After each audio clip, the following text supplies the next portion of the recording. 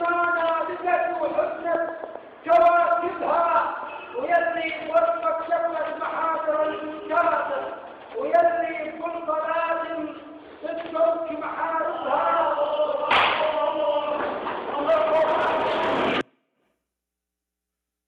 This video is from 2011 at a poetry reading in Ramadi, the capital of Anbar city, province where I'm from. The video ends with Allahu Akbar, Allahu Akbar, Allah. These were the last words of a suicide bomber just before he detonated his vest. I was there. I remember making eye contact with him and seeing a kind of fear that I'd never seen before. I jumped behind the wall, and that wall saved my life. I was lucky to survive. The person who was filming did not.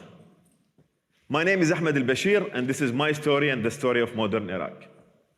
Humor is very important to us Iraqis, as you'll see. After surviving a suicide bombing, my cousin Mustafa cracked a joke at me. He told me it was a shame that I survived because how much he'd been looking forward to eating the meat served at my funeral. When we Iraqis die, we serve really good food at the funerals.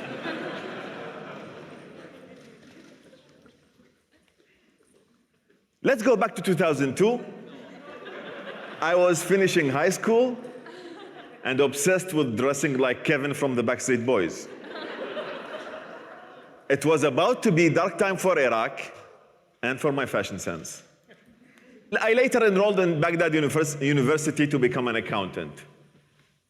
As with most of my problems, and this is true for almost most men, you can blame my dad for that. He wanted me to study theology, but that wasn't really for me. I wanted to go to the art school. One night, one of his friends complained about business. It is so hard to find good accountant these days. He wasn't speaking like that. He wasn't from Texas. He was from Bar. The only thing that rivals God in my father's eyes is a business opportunity for the family. He was very excited for me, and I was not consulted. But accounting it was, even though I wanted to go to the art school.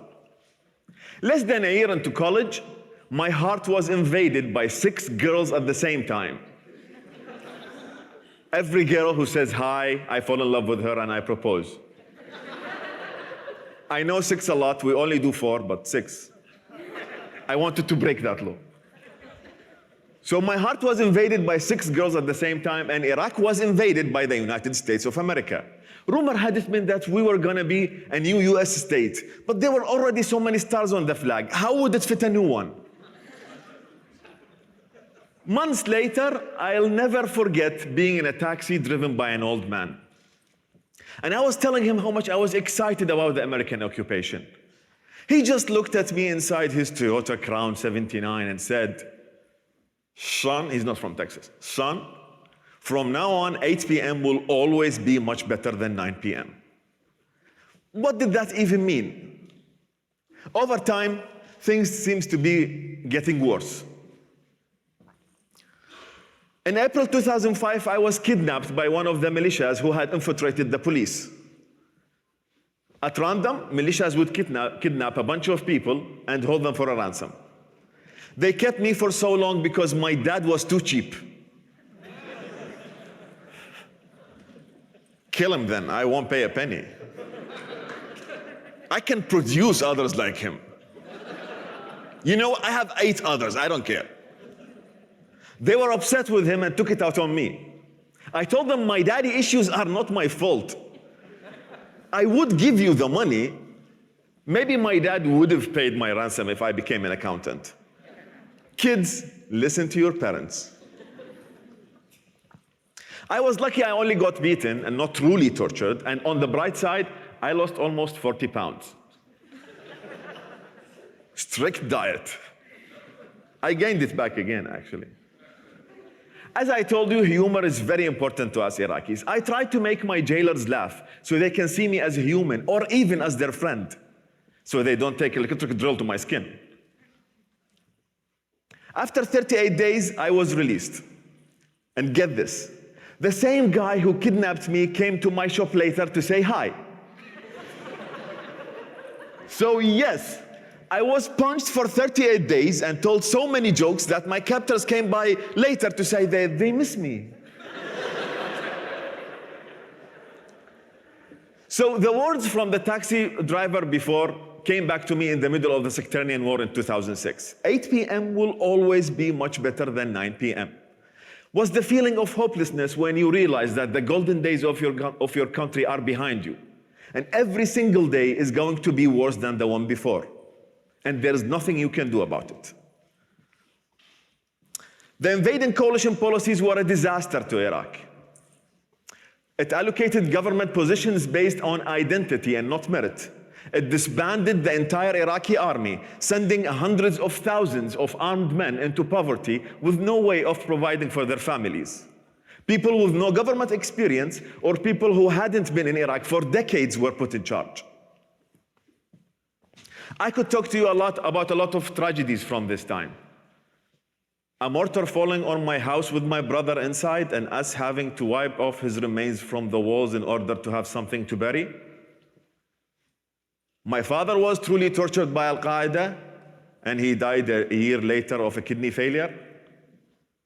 After every incident, my cousin Mustafa, you remember him from his joke after I survived the suicide bombing, was there to bring me out of my depression with his unkillable sense of humor.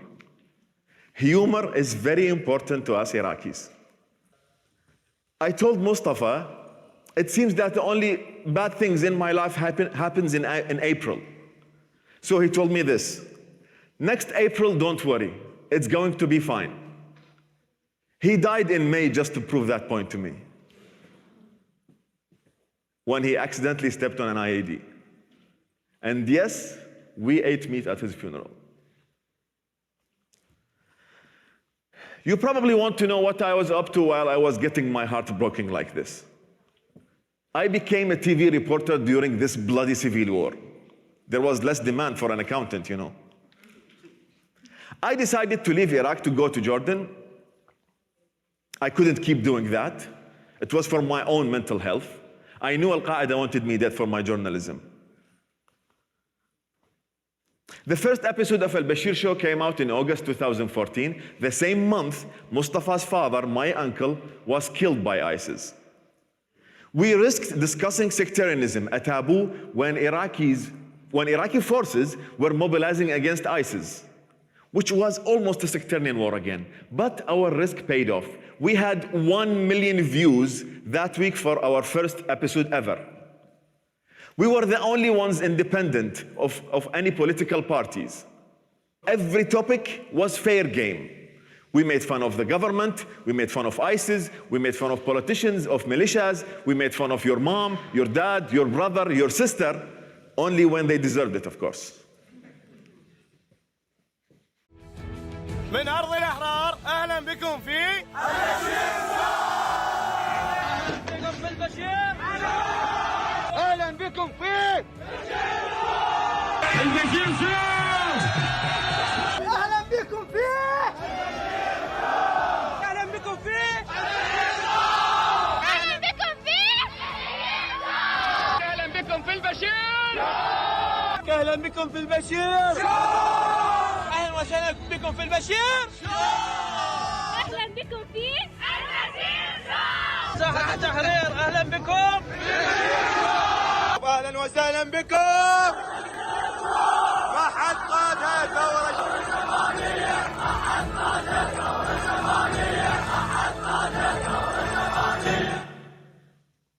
That was our audience.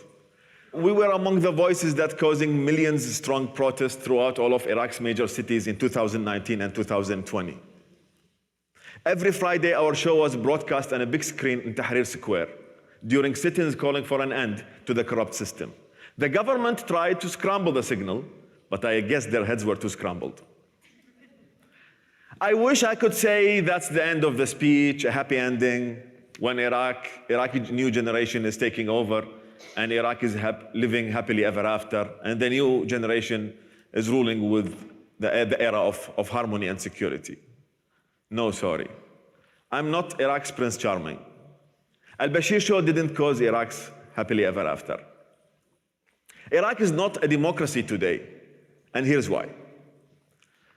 Tens of thousands of people have been kidnapped by the same militias who are controlling Iraq today, and none of us know what's happened to them since 2016. The political elite has created a political system that allows them to stay in power forever. You want to open a restaurant, a store, you need the support of one of the parties, and you need to pay them off too. The political parties, they take the public budget and they fund themselves off. There is corruption in every area of the government. Nearly 800 protesters have been died since October 2019, the protest began. 30,000 protesters have been injured, thousands fled the country. These brave young activists, men and women alike, face brutal repression and fired at by the government and militias that countries like Iran are funding. Free elections and freedom of speech, these are real jokes in Iraq. There are no one political opposition party that remains unrepressed inside Iraq, and there is no independent voices that been free inside Iraq. Let me be clear. I'm not asking you to come save Iraq. That did not turn out well when we tried that in 2003, no? We can do it ourselves. Please just pay attention to what's happening in Iraq and understand the history of how Iraq came to be this way today. Remember, Iraq is not a playground for other countries to settle their political score on. Power politics always come to the expense of the people. We are so tired of it. And don't just blindly throw money at your problems either. There are projects in Iraq that need your support. Any money thrown at the government will just line the pockets of corrupt parties and militia groups. But there are projects will need your support and help. But above all, I have so much hope with the new generation of Iraqi people, who I truly believe that they will build a new country and maybe they will live happily ever after. Ladies and gentlemen, my name is Ahmed Albasheer. That was my story and the story of modern Iraq. It's been a pleasure. Thank you very much.